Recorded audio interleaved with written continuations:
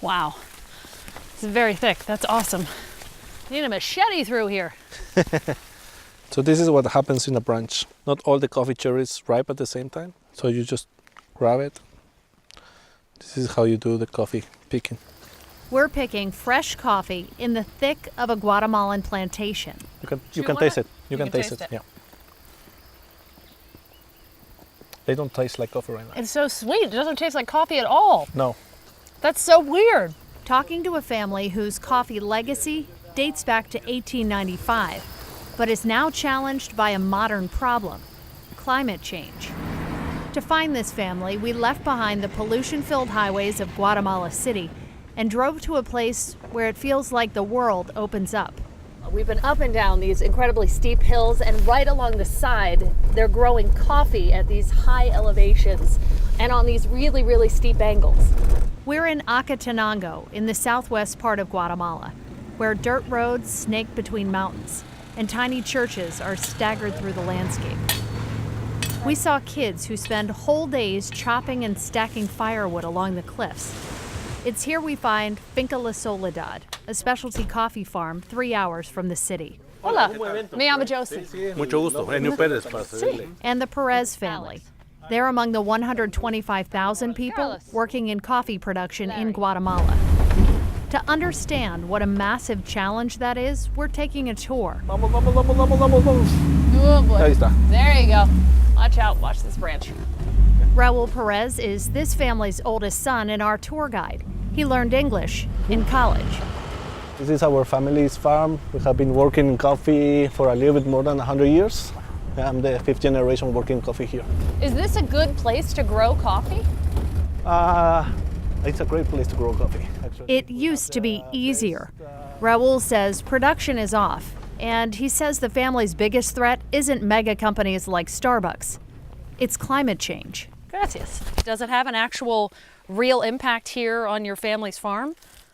Yeah, mostly the rain patterns and the amount of rain that we have received in the last 5 years, it has been changing too much.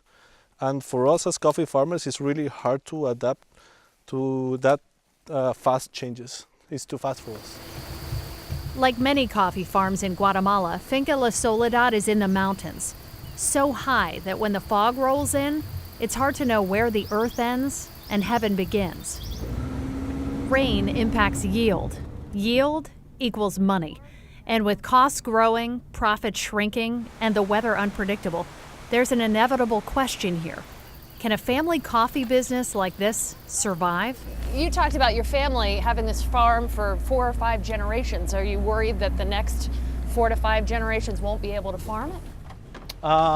Yes, for sure. I think every year is getting more complex to farm.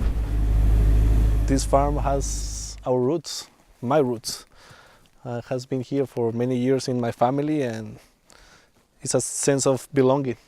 We think we belong here. Agua pura, cerveza.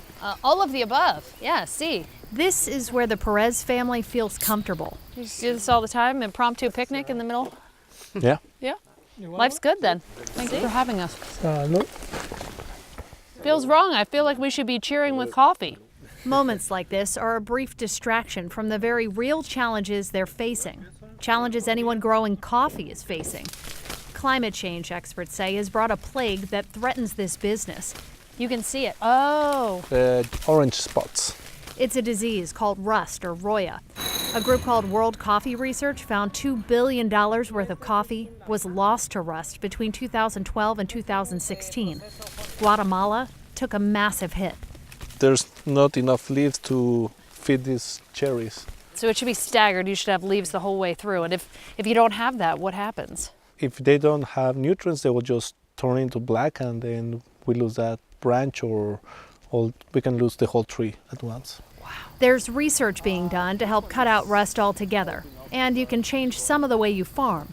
We are replanting some of the shade trees. But it's a careful dance. Climate change can impact quality. Farming changes could also impact taste. And when you're selling specialty coffee, that's important. It tastes almost like a sweet pea.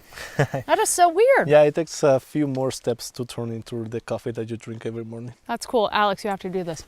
Just don't chew it. Just try to remove that sticky You know, thing. like the bar trick where you try to take the... What do you think? Delightful. You just spit that on my shoes. Sorry. And to be honest, these are not sweet enough. There should be more sweetness on this. Really? Yeah. Wow. Despacito. Despacito. Raul won't accept less than perfection. On our way back, we talk a lot about why. He explains there's a lot at stake when it's your family's name on the label. So there's a lot of pressure to keep it going. Yes, it's a lot of pressure.